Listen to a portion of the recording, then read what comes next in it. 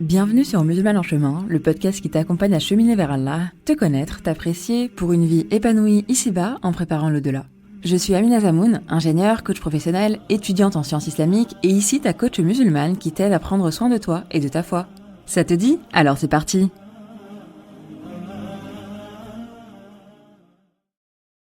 Assalamu alaikum wa rahmatullahi wa barakatuh mes sœurs et bienvenue dans l'épisode 40 du podcast Musulman en chemin. Un épisode qui n'était pas prévu parce que si vous avez suivi, je m'étais dit que j'allais que ce qui était possible pour moi c'était de vous proposer 2 épisodes par mois. Un épisode où je vous parle d'une thématique et un épisode d'interview. Et ce mois-ci, écoutez, vous allez avoir 3 épisodes. Là, cet épisode, c'est un épisode bonus qui m'est un peu venu comme une évidence. Notamment parce que je parlais à mes clientes, plus spécifiquement à un de mes groupes de coaching et dans un de mes accompagnements, en fait, on a des séances thématiques et donc je leur ai demandé quelles étaient leurs problématiques du moment pour pouvoir mettre en place des séances thématiques sur leurs problématiques tout simplement. Et finalement, cette discussion par messages vocaux a complètement dévié parce que on a parlé de ces problématiques directement par message. Ça a fait émerger des besoins et je pense que ce sont des besoins que vous avez également, en tout cas que beaucoup de sœurs ont également. Donc bismillah, aujourd'hui on va parler notamment de la thématique de l'été, vous l'avez vu au titre, des vacances, de la foi pendant ce moment-là, et de 2 sous-sujets liés, le hijab et la prière. Et donc l'objectif de cet épisode, c'est de vous aider avec des problématiques qui sont assez récurrentes pendant l'été. Et donc, subhanallah, vous voyez, été, sujet qui arrive, hijab, prière. Comment ça se fait que pendant l'été, le hijab et la prière, ce soient des sujets, subhanallah. Et attention, je dis ça vraiment sans aucun jugement, parce que je pense qu'on est toutes touchées par ça. Et en fait, ce qui est hyper intéressant, et je pense que du coup c'est important de faire un petit topo là-dessus, c'est que même si pendant l'été c'est un moment de pause, notamment au niveau boulot, eh bien, au niveau de sa foi, ça n'a absolument pas de sens de faire pause. En fait, c'est comme si on se disait... Non mais c'est tout, pendant les vacances, j'arrête de respirer. On est d'accord que si j'arrête de respirer, je meurs. Eh bien, si j'arrête de prier, si j'arrête de prioriser Allah, je meurs également en ce sens. Et il y a un hadith du prophète sallam qui est hyper fort en ce sens, parce qu'il compare celui qui invoque son Seigneur et celui qui ne l'invoque pas. Et en fait, il va les comparer à qui ? Aux vivants et aux morts. Et donc globalement, que celui qui invoque Allah est vivant, celui qui ne l'invoque pas est mort. Et donc, le moins qu'on puisse dire, c'est que cette métaphore, elle est forte et elle est parlante et pleine de sens. Et ça montre bien que notre foi, c'est essentiel. En fait, c'est essentiel à notre vie. Tout comme l'oxygène nous permet de respirer, d'être vivant physiquement, eh bien, notre foi, nourrir notre foi, c'est ce qui va nous permettre de nous nourrir intérieurement, de nourrir notre âme et donc de ne pas être mort en ce sens. Et en fait, pendant les vacances, il y a un truc assez étrange qui se passe. Vraiment, je vais vous expliquer en quoi c'est étrange, mais il y a un truc assez étrange qui se passe, c'est qu'on est en vacances, et pour autant, on va pas forcément faire ses prières à l'heure. Genre, normalement, t'es en vacances, t'as plus de temps. Et pour autant, qu'est-ce qui se passe ? Eh bien, ce qu'on va faire, c'est qu'on va planifier ses sorties, les repas, les visites, enfin, tout un tas de choses, et pour autant, on va pas prendre en compte nos prières. Et finalement, fin de journée, on va se rendre compte qu'on n'a pas forcément prié à l'heure. Et du coup, la logique, il faut qu'on l'inverse. C'est pas je planifie ma journée et ensuite je vois si je peux prier par hasard. C'est plutôt, ok, entre Sobh et Dor, qu'est-ce que je vais faire ? Entre Dor et Asr, qu'est-ce que je vais faire ? Donc c'est, je mets mes prières, qui sont mon socle finalement, le socle de ma journée, et ensuite je vois ce que je vais faire entre mes prières. Et en plus, c'est pas comme si Allah nous avait pas facilité pendant les vacances. Hein. Bon, bien sûr, au niveau fiqh, chacune suit son école juridique et ce qui est dit, mais en vacances, on a aussi des facilités. Par exemple, le fait de pouvoir regrouper les prières, notamment à minima dans les 3 premiers jours de vacances. Donc, on peut regrouper, par exemple, Dohr el-Asr et les raccourcir. Il y a des facilités en vacances, en voyage de manière générale. Et du coup, on prend en compte ces facilités, bien entendu, et on remercie Allah pour ses facilités et on le priorise encore et encore.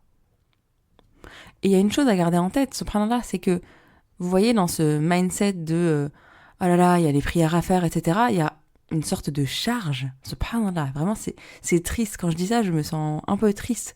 Parce que si Allah nous demande des choses, c'est jamais contre nous. Si Allah nous demande de prier à des heures particulières, c'est pas contre nous, bien au contraire, c'est pour nous. Et d'ailleurs, par rapport à tout ça, je vous renvoie aux épisodes sur la prière. J'ai fait une série d'épisodes podcast sur la prière, donc n'hésitez pas à le faire pour améliorer votre prière, quel qu'en soit là où vous en êtes. J'ai voulu faire un épisode qui soit assez large, alhamdoulilah. Et du coup, on se rappelle qu'Allah nous aime plus que une mère aime son enfant. Et du coup, si j'oublie ma foi, au final, je vais pas me sentir bien. Encore une fois, si Allah nous demande, nous oblige en fait à avoir ces 5 prières par jour, c'est pour nous, c'est une bouffée d'oxygène finalement, si je reprends l'exemple de la vie et de la mort. C'est essentiel pour nous de garder ce lien à Allah. Et bien entendu qu'en vacances, on va avoir un rythme différent, on va pouvoir faire des choses différentes également pour l'adorer. Peut-être qu'on va plutôt prioriser de la lecture, peut-être qu'on va faire plus de dhikr, etc. Bon là, je dévie un peu du sujet et j'élargis la thématique de la prière à globalement notre adoration. Et on fera un point, Inch'Allah, en fin d'épisode sur ça. Mais globalement, l'idée, c'est que pour avoir des vacances réussies, j'ai besoin d'Allah en fait, tout simplement. Et plus globalement, pour avoir une vie réussie, pour réussir sa vie, ça nécessite Allah. Et vous voyez, avec cette notion de Allah qui nous donne le meilleur, qui nous demande le meilleur, qui veut pas du tout notre mal, bien au contraire, qui veut notre bien, j'en viens au hijab. Il y a beaucoup de sœurs qui le vivent mal en été, notamment avec la chaleur, le fait d'aller côtoyer des plages avec des personnes qui ne sont pas couvertes. Et donc, il y a beaucoup de sœurs qui le vivent mal. Et il y a également des sœurs qui ont peur de porter le hijab parce qu'elles ont peur de ça. Elles ont peur d'avoir trop chaud, etc. On va parler de tout ça, Inch'Allah. Et plus spécifiquement, j'ai envie de vous partager l'exemple concret là de 2 de mes clientes. Et c'est assez intéressant parce que mes 2 coachées, elles sont assez différentes. Mais elles ont eu la même problématique là cet été avec le hijab, avec ce début d'été seulement. Donc c'est bien, je vais pouvoir, Inch'Allah, vous aider, celles qui sont dans cette même thématique, cette même problématique. Et du coup, ces 2 sœurs sont arrivées à ce truc de, vous voyez, je passe du hijab au turban, pour des raisons différentes. Il y en a une, sa raison principale, c'était la chaleur. Et le fait de voir aussi autour d'elles des sœurs, avec leurs belles chevelures au vent, etc. Et donc, il y a cette notion de nefs, en fait, qui a envie, d'être pareil, de se sentir belle, qui va chercher des excuses, parce que, par exemple, la chaleur, c'est une excuse. Pourquoi ? Mini topo sur la chaleur. Déjà, le premier truc par rapport à la chaleur, c'est que quand il fait chaud, tout le monde a chaud. D'accord ? Et d'ailleurs, on peut voir dans le désert, au Sahara, que les Bédouins portent un genre de turban sur la tête pour se protéger de la chaleur. Et ce, donc, même les hommes. C'est pour dire à quel point le hijab, c'est pas ça qui fait qu'on a plus chaud, bien au contraire. Et il y a une remarque qu'une des sœurs a faite, qui est très pertinente, c'est que, quand on a chaud, généralement sur la tête, on met quoi ? On met une casquette, un chapeau, pour se protéger des insolations, des coups de soleil, etc. Donc, c'est pas le hijab le problème. Alors bien sûr, après par rapport au hijab, on peut choisir des matières respirantes, on va pas choisir les mêmes matières en hiver et en été, mais en réalité c'est pas ça le problème, c'est pas la chaleur le problème. Comme l'a très bien dit donc cette sœur, le problème c'est son nefs qui vient nous jouer des tours. Et subhanallah, vous savez tout à l'heure, je crois que je l'ai même dit quand je vous disais cette sœur. Elle a vu d'autres sœurs, donc à la plage, en tenue légère pour ne rien citer de spécifique, les cheveux au vent et autres. Ce qui vient la titiller surtout, c'est son nefs.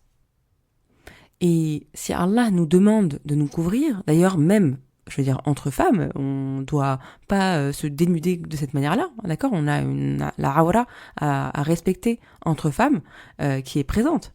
Et vous voyez à quel point ça nous joue des tours ? C'est impressionnant. Et ça, je pense qu'il faut qu'on prenne ça en considération. Je pense notamment aux pays musulmans, parce qu'en plus, là, la sœur dont je parle, habite dans un pays musulman, pour info. Et dans les pays musulmans, généralement, il y a des plages, par exemple, où tout le monde s'habille à l'européenne, mais il y a aussi, et souvent, des plages aussi plus familiales, où il n'y a pas ça, où c'est pas possible, en fait. Alors, tout le monde ne porte pas forcément le hijab, mais il n'y a pas de vêtements hyper dénudés. C'est pas possible dans ces plages-là.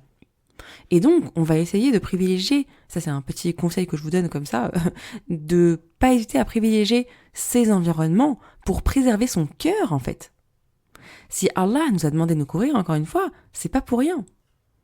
Donc déjà, si vous avez la possibilité de préserver votre cœur, vos yeux aussi, parce que c'est hyper important de se rendre compte qu'on va être aussi jugé sur ce sur quoi nos yeux se posent. Alors peut-être pas la première fois, mais peut-être aussi la deuxième fois, on va vouloir regarder. Vraiment, c'est humain. C'est pour ça qu'Allah nous a demandé de nous couvrir. Alors si on peut éviter cette situation où on a nos yeux posés sur des corps dénudés, et ben bismillah. Parce que ça joue sur notre cœur. Vraiment, qu'on en soit conscient ou pas, ça joue sur notre cœur. Et bien entendu, attention, moi la première, je sais que c'est pas évident. Écoutez, j'habite en France, clairement, on voit de tout. Donc voilà. Mais c'était important pour moi de le dire parce que parfois on n'y pense pas forcément. Et c'est important aussi de comprendre les mécanismes en fait. Qu'est-ce qui fait que là j'ai envie de porter le turban ? Qu'est-ce qui fait également que j'ai envie de mettre quelque chose d'un petit peu plus court ? Et donc, je vous disais, il y a une autre sœur, une autre de mes coachées, qui pareil est passée un petit peu au turban.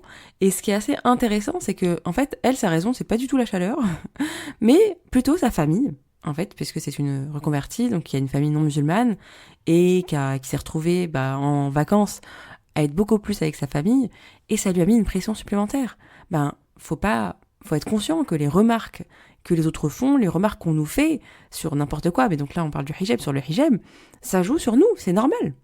Et donc cette pression constante a fait que en fait, le fait de passer du hijab au turban, ça diminue en fait, ça diminue le nombre de remarques et donc cette pression, et donc notre cerveau il sent un petit peu mieux à ce moment-là. Et donc vous voyez, là on parle d'une même thématique, le hijab, qui se raccourcit finalement, et pour 2 raisons différentes. Et là, moi, quand j'ai entendu ça, franchement, quand elles m'ont partagé ça, je me dis, waouh, subhanallah. Non mais, Shaitan, il est fort. Vraiment, il est fort pour nous embêter, d'accord ? 2 envies de plus mettre son hijab complètement pour des raisons différentes. Mais vous voyez, dans les 2 cas, il a pas susurré aux sœurs, c'est tout, enlève ton hijab. Non, ça marche pas comme ça, en fait. Parce que vous croyez vraiment que les sœurs qui enlèvent leur hijab, c'est venu du jour au lendemain ? Non, elles se sont pas dit ça y est, c'est tout, j'enlève mon hijab. C'est venu tout doucement.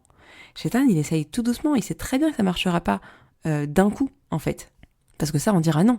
Par contre, raccourcir un petit peu, c'est pas très grave si on voit un petit bout de tes avant-bras, c'est pas très grave si on voit un petit peu de ton cou, c'est pas grave si on voit un petit peu tes chevilles, mais juste des chaussettes et ça passe. Et franchement, moi la première, j'ai souvent des pensées comme ça, par exemple, avec ma garde-robe qui est pas encore totalement complète depuis que j'ai porté le hijab, j'ai encore des choses d'avant, j'ai envie de dire.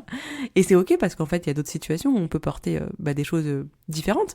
Mais vous voyez, des fois, j'ai des jupes qui sont juste un peu au-dessus de la cheville. Et je me dis, c'est tout, je peux mettre des chaussettes. Et en fait, je me dis, mais en fait, ça, c'est vraiment... Alors peut-être qu'il y en a certaines qui vont se dire que je suis extrémiste, mais moi, je me connais déjà. Et je vois que c'est vraiment la porte d'entrée de Shaitan pour commencer à diminuer en fait. Pour commencer à rendre des choses ok. Et oui, bien sûr que c'est pas la fin du monde, mais en même temps, c'est un petit peu moins bien qu'hier, quoi. Et juste, je précise, en disant tout ça, je ne suis pas du tout en train de juger les sœurs qui vont enlever leur hijab. Vraiment, qu'Allah vous facilite, qu'Allah vous préserve, qu'Allah vous permette de le remettre, Inch'Allah, qu'Allah nous permette à toutes de le mettre, le garder et mourir surtout en état de soumission, Inch'Allah, et donc en portant notre hijab, Inch'Allah. Vraiment, vraiment surtout, je crois que j'ai déjà dit dans d'autres épisodes, mais ne jugez pas les sœurs qui l'enlèvent. Vraiment, c'est la pire chose à faire. Est-ce que vous savez de quoi demain sera fait pour vous ? Non. Donc ne jugeons pas, soyons un bien les unes pour les autres. Et généralement, si on l'a enlevé, c'est qu'on a eu des difficultés. Là, je vous parle juste des difficultés de 2 sœurs, par exemple, qui ont commencé à raccourcir le hijab. Ça commence comme ça. Et on est toutes sujettes à ça. Vraiment, il faut pas se leurrer, il faut pas se voiler la face, faut pas avoir un ego surdimensionné, justement. Ça mène... ça, c'est pas bon non plus. Faut avoir conscience de ses failles. Et on est toutes sujettes à ça. Vraiment. Ceci étant dit, mon message, là, c'était surtout de vous montrer à quel point Shaitan est fort, mais attention, Allah est bien plus fort. Allahu Akbar. Allah est le plus grand, le plus fort, tout ce que vous voulez. Donc, si lui, il a des moyens, effectivement, de nous faire, enfin c'est son objectif sur Terre, de nous faire dévier, d'accord?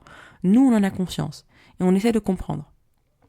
On essaie de comprendre parce que comprendre, qu'est-ce qui fait qu'on prend cette voie, quels sont nos west-west, quelles sont nos pensées à ce niveau-là, ça va nous permettre de répondre en fait à tout ça, à toutes ces interrogations, à toutes ces questions, à toutes ces pensées, et de revenir à Allah. Et c'est tout ce qu'on peut faire en fait sur Terre.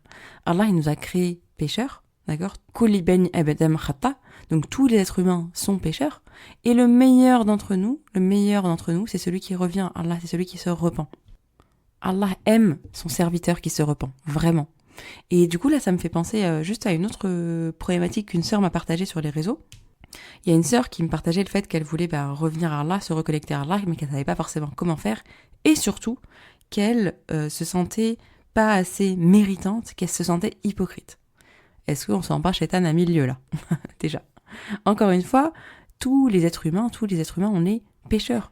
Ne pensez pas qu'il y a des gens qui sont parfaits, mieux que vous. Déjà, on ne sait pas qui de nous sera le meilleur, c'est-à-dire qui de nous va mourir le plus pieux. On ne sait pas. Et donc, vraiment, on est tous et toutes pécheurs.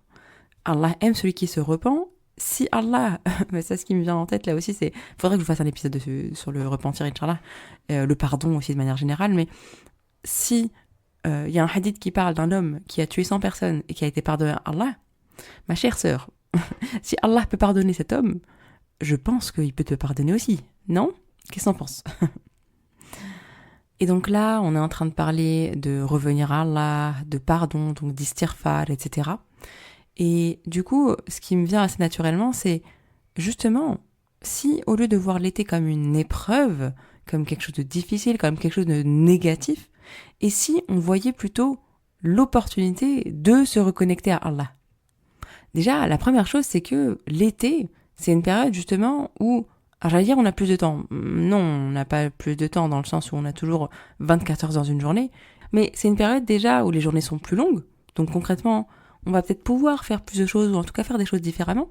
C'est aussi une période où généralement tout est un peu bousculé, soit parce que c'est les vacances scolaires pour les enfants, ça peut être aussi des périodes si on travaille, où on ne travaille pas, où on est en vacances du coup, ou alors où même si on travaille moins parce qu'il y a moins de boulot en été. Et donc c'est une période où vraiment je vous invite à voir cette période comme une période où on peut se rapprocher justement d'Allah. Et oui, il y a des choses qui sont un peu plus difficiles en été. Par exemple, le Fajr, il est assez tôt, l'Aïcha, c'est assez tard. Je suis en train de vous enregistrer cet épisode entre le Maghreb et l'Aïcha. Mais du coup, ça peut être... Alors, il y a à la fois ces difficultés-là au niveau sommeil, il y a aussi une facilité du coup à faire ses prières à l'heure. On a quand même plus de temps pour faire ses prières à l'heure. Et on a aussi d'autres facilités.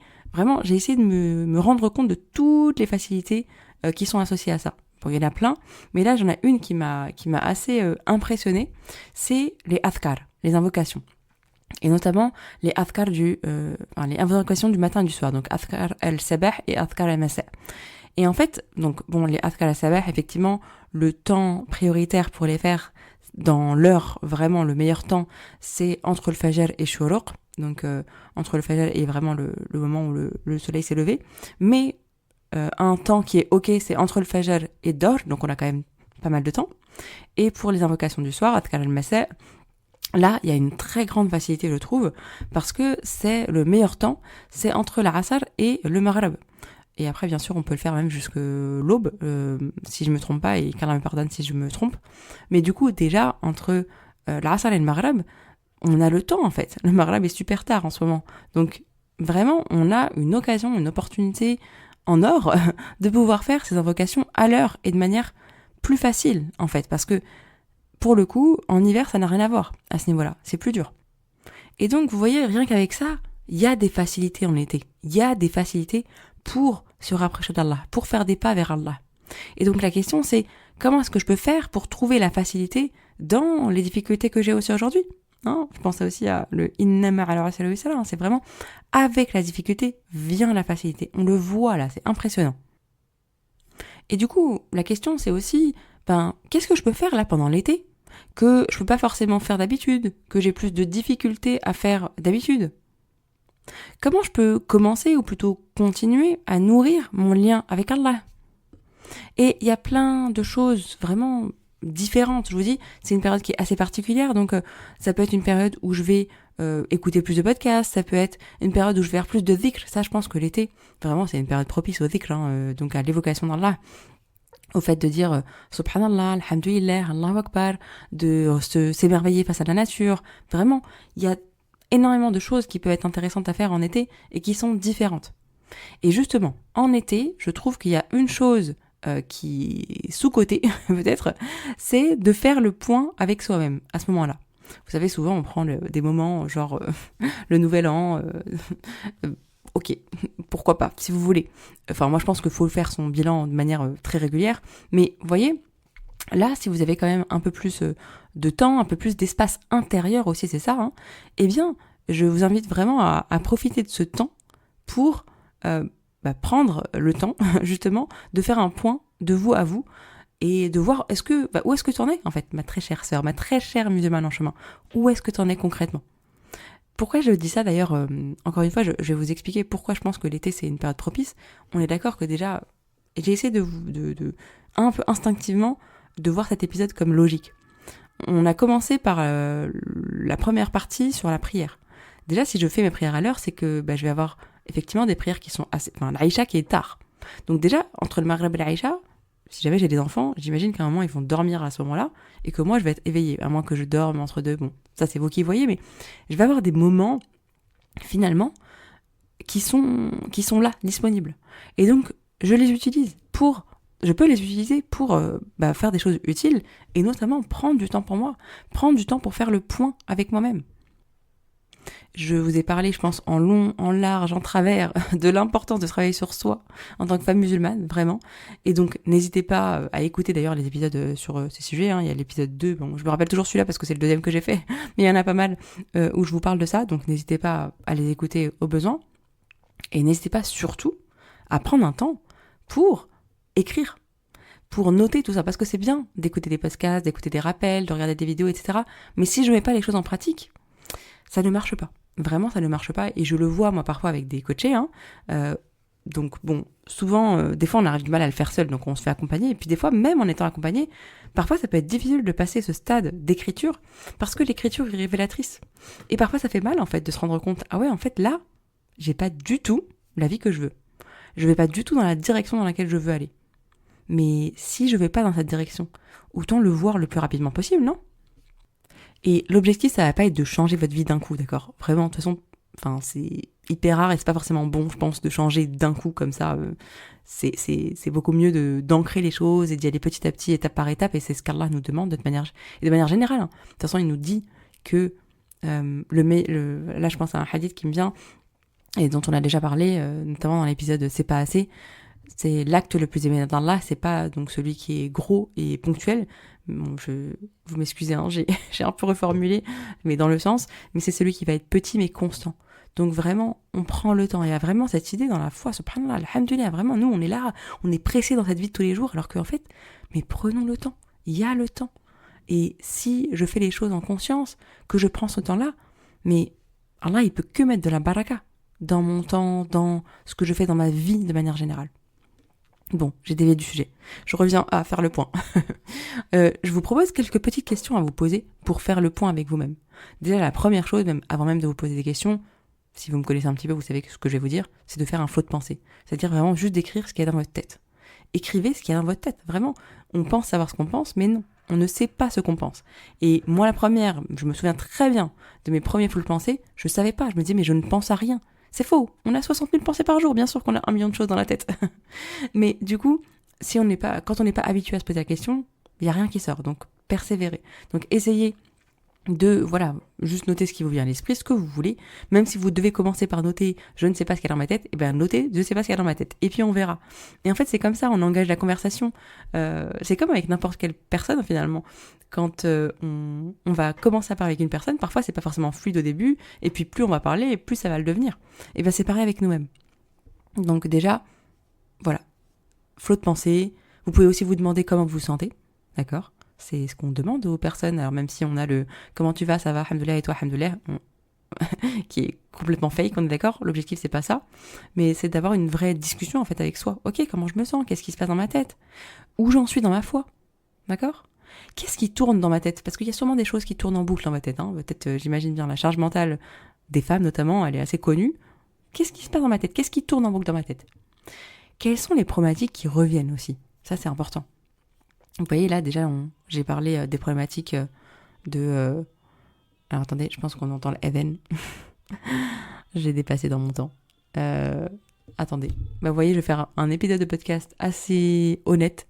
Je vous reprends dès que le Even finit, Inch'Allah. Je vous reprends du coup après une petite coupure que vous n'avez pas entendue, puisqu'il y a la magie du montage. Et du coup, je crois que je parlais de la question quelles problématiques reviennent dans vos vies. Et notamment, vous voyez là, rien que là, cet épisode finalement, il est né de ça, de problématiques de certaines sœurs par rapport au hijab et à la prière pendant l'été. Et il y a tellement de belles choses qui en découlent, et c'est quand on met le doigt sur les problématiques qu'on peut trouver des solutions, sinon on reste au même stade.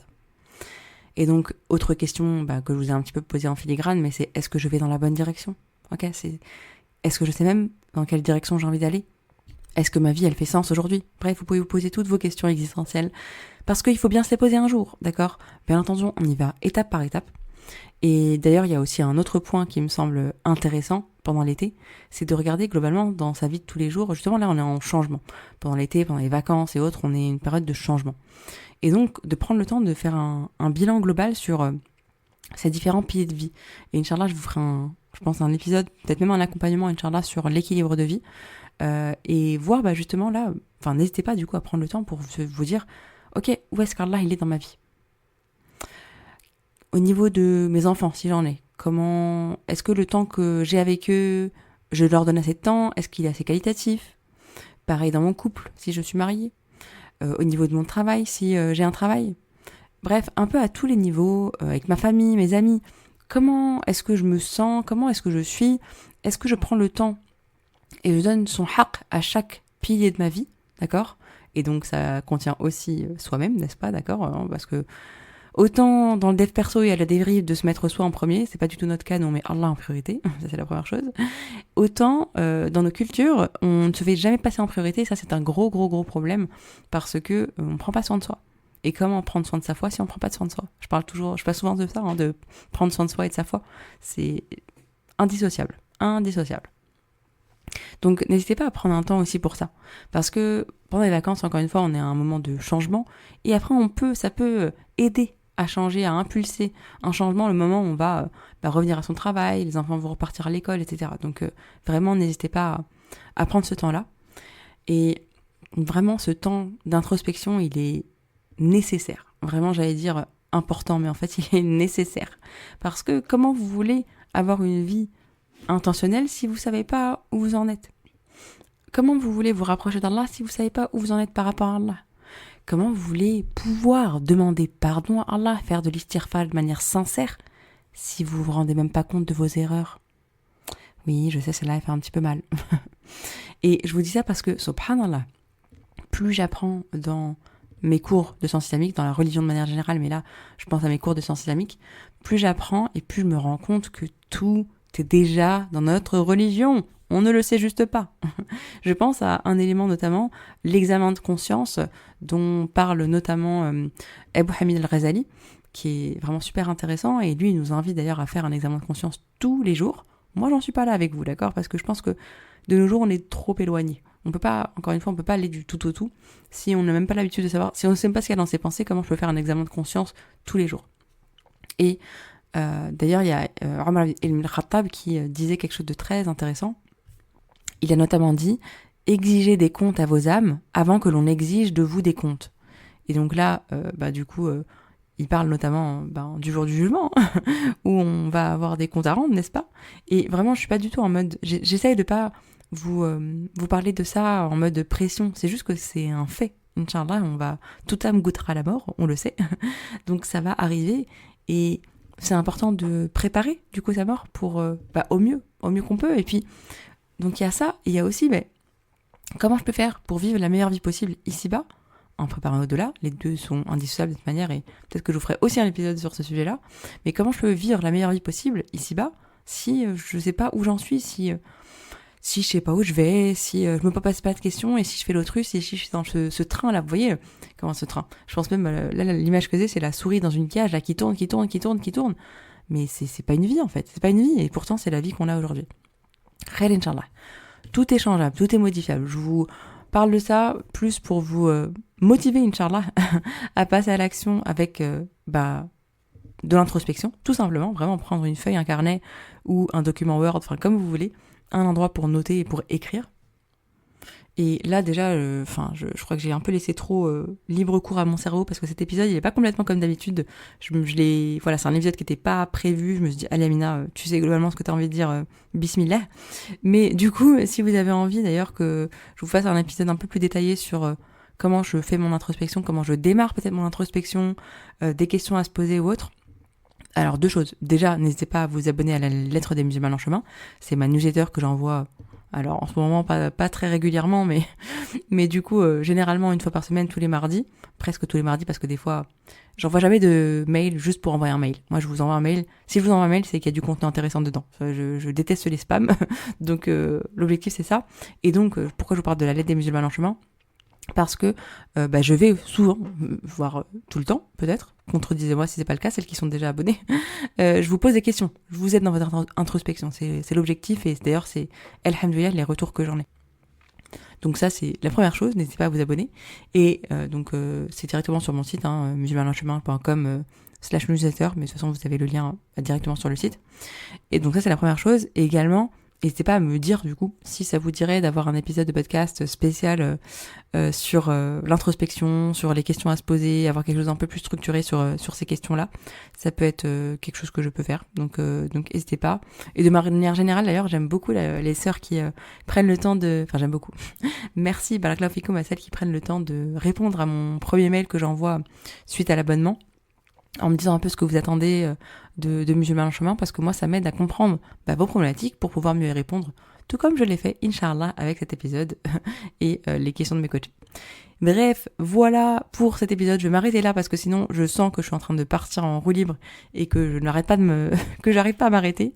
Si cet épisode vous a plu, comme d'habitude, n'hésitez pas déjà à le partager pour que ce soit un bien pour d'autres sœurs. Et bien entendu, je le dis pas souvent. Est-ce que je le dis souvent ? Je ne sais pas.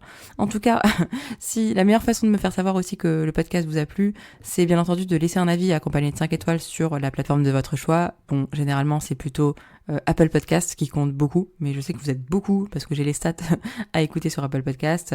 Il y a aussi Spotify qui permet de laisser des étoiles. Et enfin, il y a aussi YouTube où vous pouvez laisser des commentaires sous les vidéos et du coup, sous les podcasts audio. Et du coup, c'est vrai que c'est le seul moyen d'avoir vraiment des retours en direct sur chaque épisode. Donc n'hésitez pas. Il y a plein de moyens d'échanger sur les thématiques. Donc bismillah. Et sur ce, je vous souhaite un très bel été à remettre encore et encore Allah au centre de votre vie. Et je vous dis à très vite, Inch'Allah. Salam alaikum wa rahmatullahi wa barakatuh. Merci d'avoir écouté cet épisode jusqu'au bout. Si c'est le cas, j'imagine qu'il l'a apporté. Et dans ce cas, n'hésite surtout pas à le partager autour de toi. C'est un vrai cercle vertueux de Hassanet. Et bien entendu, si ce n'est pas déjà fait, n'hésite pas à laisser un avis accompagné de 5 étoiles sur la plateforme de ton choix. Qu'Allah te préserve, ma sœur, et te facilite tout ce qui est un bien pour toi.